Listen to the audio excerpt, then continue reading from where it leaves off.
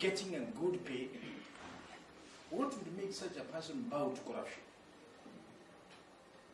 And that question we were asked, our institute was asked to answer, others were asked to answer others.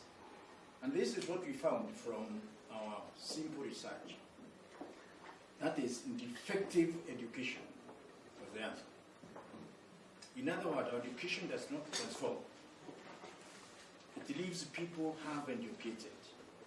And I think that fundamentally is the problem, and if we are to solve this problem, we need to go back to that level. That is, instill these values to primary, secondary, university, and clean the system through replacement. The corrupt old, when they retire, they will not come back into corrupt because they are replaced by young who have been properly trained and they love values. So, what we are doing now, like what we have had this morning, is what we call reactionary behavior. We are reacting to a threat. But that does not solve the problem. Reaction is a temporary measure we take to solve a problem. And it requires some adjustment, and that is what we call a philosophical approach, or a philosophical-based approach, in which you deal with behavioral patterns, belief systems of people, so that whatever you do, you ask the question, why am I doing it? That's philosophy. If you know the reason why you're doing something, you do it well, and you'll answer the question instead of creating a problem. Much of what we spend so much time solving problems or creating than developing for future. And that's really the issue. You find in leadership studies, the ratio between the meeting time and the working time is an indication of people who do not know what they are doing. And I can assure you, ring any ministry, you hear the permanent secretary is in a meeting.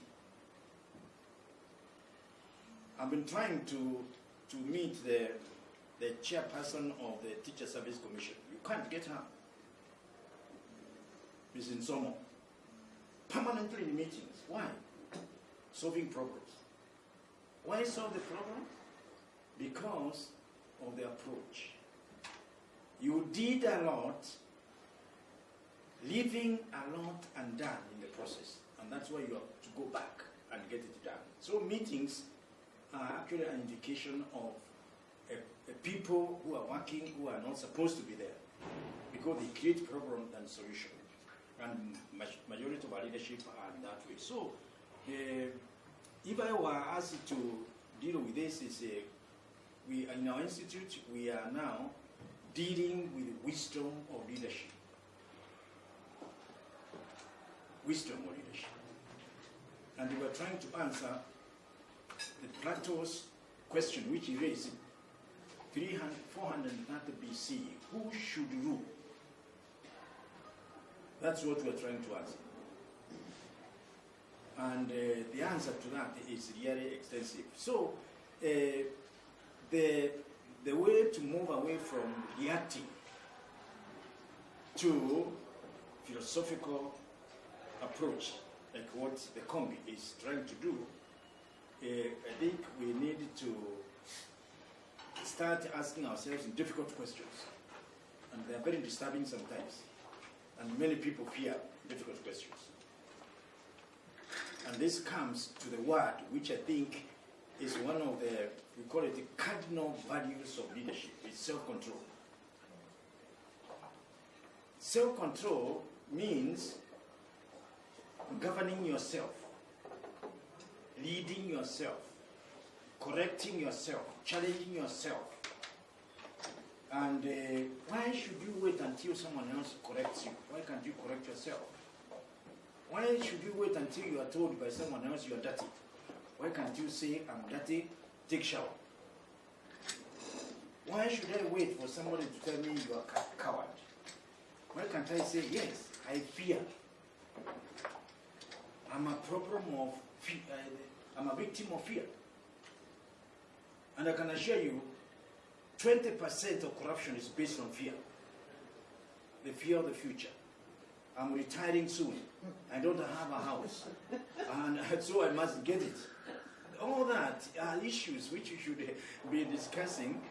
And for us, that is our approach. And Kimani talked of the book, When the Best is Corrupt. Who are the best? The leaders of our nation. They are processed through primary, secondary, university, graduate, and start working. Those are the best. And if you have got any other way of establishing the best in the nation, please let us know. But the system of education is what actually provides us with the best men and women who are working. And if that category of people is corrupt, what is left of our nation? The next book, which is being published within the next maybe 2 weeks, is called The Incorruptible. The best can't be corrupted. A professor in university should not be associated with corruption at all, because he did a research, and the purpose of research is to establish a truth regarding a certain matter. So even believed in his research or her research, you can't bow to corruption. So the book is about the incorruptible.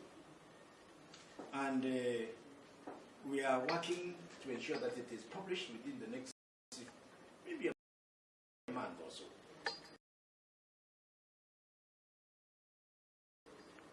And it talks of the character or leadership. Rising to those positions, you can't get that position if you are a weak person.